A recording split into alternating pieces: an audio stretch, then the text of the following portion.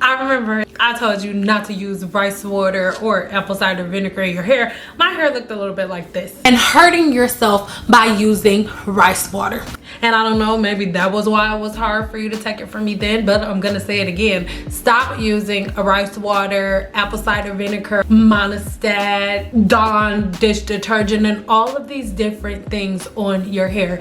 Rice water messed up my hair. Like, my hair was pulling off like someone that was sick. Use rice water, they said. When I washed my hair,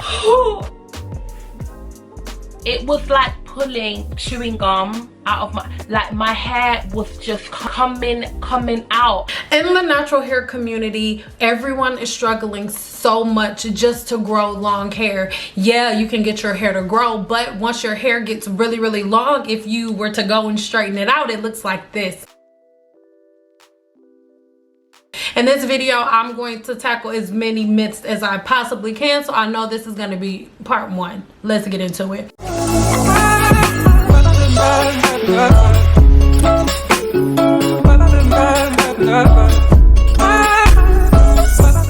Thank you for this video.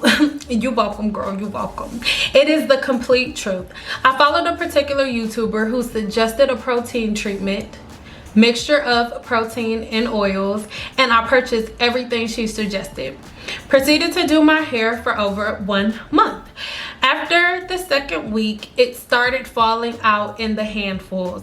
I was distraught because I should have consulted a professional. Girl. I had a protein overload in the worst way, but my hair looked long.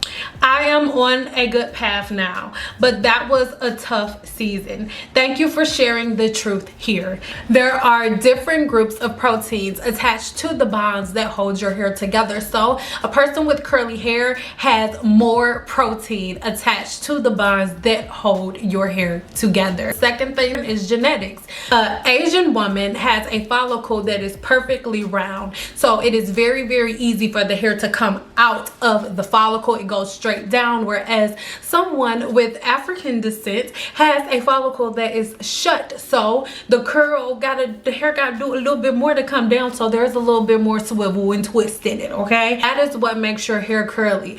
4A, 4B, 4C is a vanity metric created in the early 1990s by Andrew Walker, who was at the time Oprah Winfrey's hairstylist. He created his own product line, and it had a whole bunch of different scenarios, and women were confused on which ones to use. He created the curl typing chart to make it easier for them to decide which product out of his big selection they should use. One YouTuber saw it and it blew up, and now that is what everyone makes as the end all be all for their hair, but in reality that is not how it goes. It don't mean nothing. It's a vanity metrics.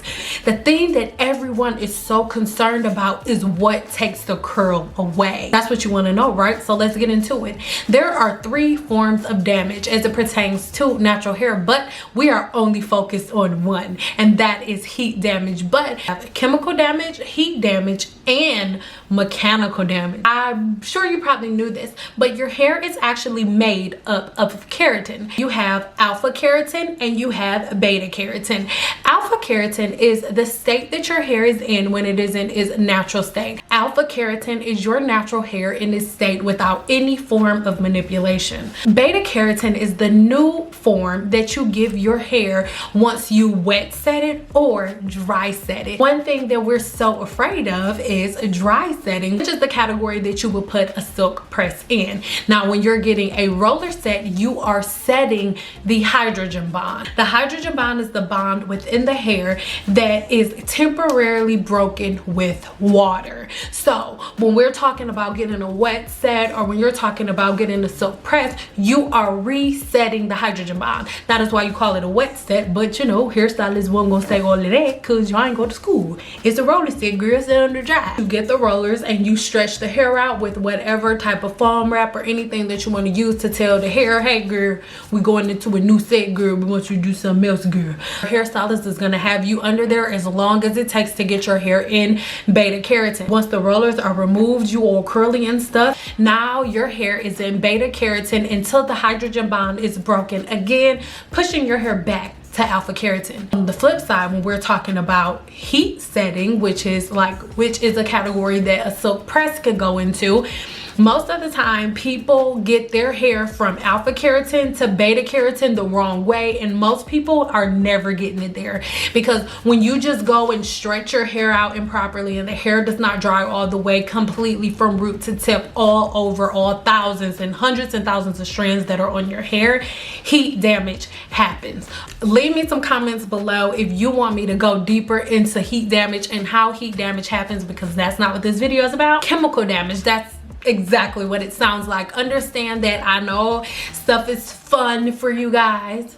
Playing in hair color and using box dyes and all of that sounds really exciting, but understand that anytime you color your hair, there is one purpose. Color is formulated to lift the cuticle, break the bonds that hold the hair together apart, so it can extract artificial or original pigment out of the hair shaft and then put a new pigment in. The new pigment is put in, you have to then properly put all of those bonds back together and then seal up the cuticle. The reason why a product like Olaplex 1 and 2 is only available to professional hairstylists is because Olaplex was not created by hairstylists. Olaplex was created by scientists. This is meant to reattach the sulfur hydrogen bonds with the disulfide bonds that hold the hair together. We had to break those bonds apart to color your hair. There is a science to this, and I would be here all day trying to explain it to you. That is why you must have a license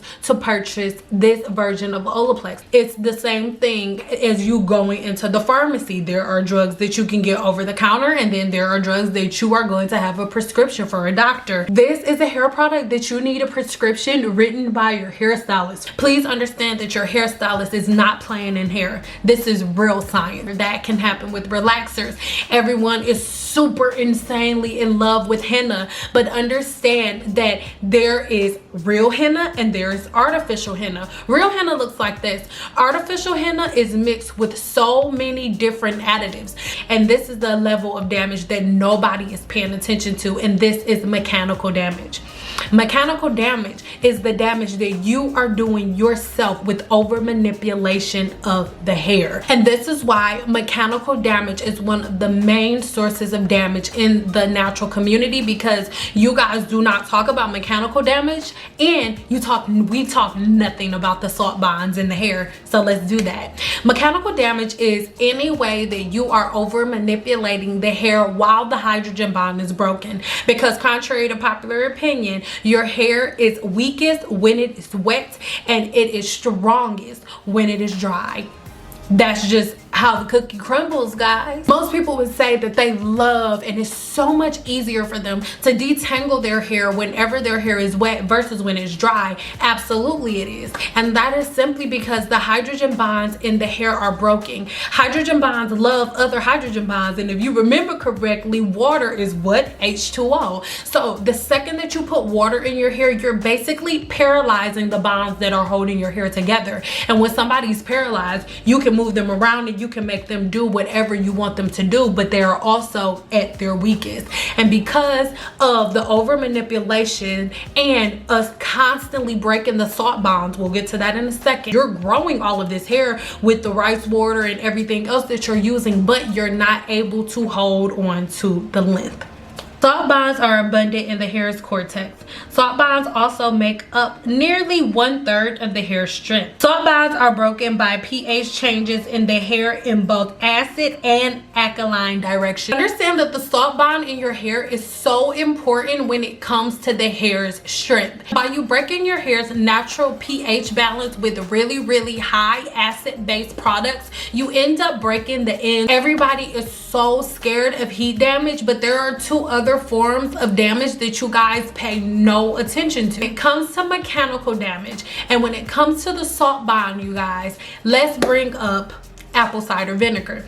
Apple cider vinegar is at a 2 to 3. Now you guys are watching all of these videos and they're telling you, oh, if you just mix it with a little bit of water, you can level out the pH balance and all of this stuff. But the truth of the matter is, most of the people that are on here are not scientists, and they are not they are not licensed to give you the proper information, and in return you guys are using apple cider vinegar on your hair on a regular basis, and then coming to a hairstylist like me because you think that it is now time to finally straighten your hair because you're stretching your hair out. You're like, yes girl, I got inches girl, let's get it so pressed girl. But the truth of the matter is, even though your hair is growing out, you are still breaking down your salt bonds and completely changing the pH level of your hair with high acid base product. That is how the salt bonds in the hair are broken, and most of us are doing so many at-home remedies we have no idea what a salt bond in the hair actually is,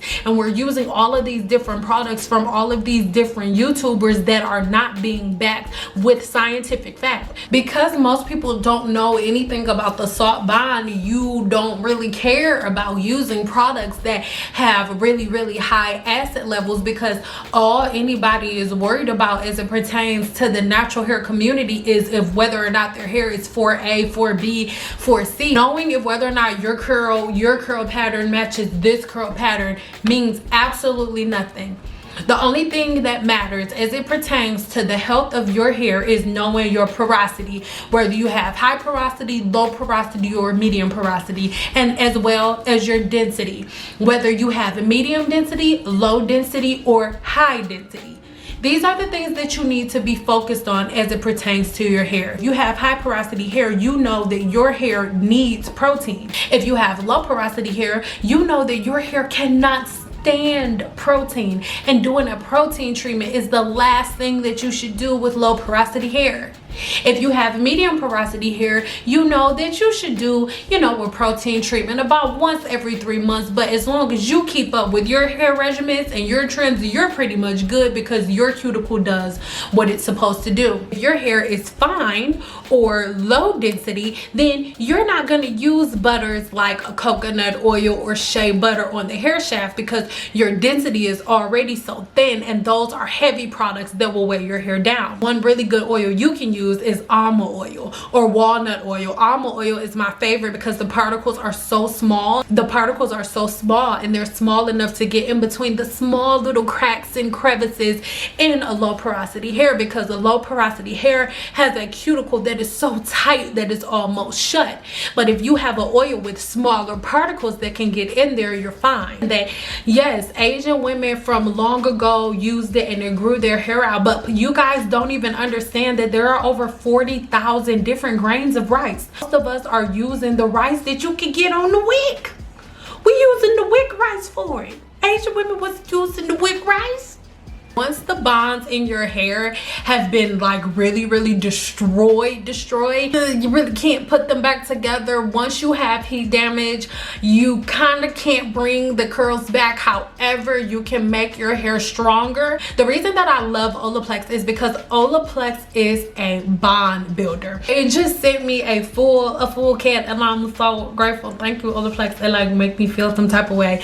Seriously, all jokes aside, because I love science, and I have always really disliked that in the black hair community we're completely separated from the science of hair. All we get to talk about is like, oh girl, what side you want your part on? Oh, this weave is cute, that's nice. But let's talk about science. I want you guys to know that Olaplex is for all hair types. It's not just only for straight hair. No, it is a bond reconstructor. Already talked about how the over manipulation and how mechanical damage as well as heat damage and chemical damage can break apart the bonds in the hair. The green circles represent the hydrogen bonds, and the purple lines represent the disulfide bonds, the desulfide bonds. This is after hair color. The sulfur hydrogen bonds and the disulfide bonds are completely broken apart, and they're all scattered all over the place. That is what you do. This also happens to the hair whenever you break the salt bonds in the hair. Olaplex was created to help us repair and reconnect the bonds once you take them apart, whether it is from chemical damage, whether it's from heat damage, mechanical damage. So in this next diagram, you are going to see the red lines. The red lines represent Olaplex piecing back together all of those broken spaces. And this one, you can see where all of those cross linkages are put back together by that red line, and that red line is representing Olaplex. That is what Olaplex is all about. Olaplex helps. I am so excited to announce my collaboration with the wonderful, masterful Olaplex. I'm giving you full content on every single product that they have, and we're going to talk about Olaplex 0, 1, 2, 3, 4, 5, 6, and 7, and I'm going to use them all here on my channel. So make sure that you have already subscribed to my channel. Click that bell notification so you're notified every single time I post another video. And I need you to tell me exactly what you want to know about Olaplex. Have you ever used Olaplex before? Are you interested in using Olaplex? Do you have a problem with the fact that you can only get certain versions of Olaplex if you're a professional, or if you go to a professional? Let's talk. I'm going so deep with Olaplex, and I'm so excited that I'm like officially working with Olaplex. Yes. Okay. Yes. Stay tuned.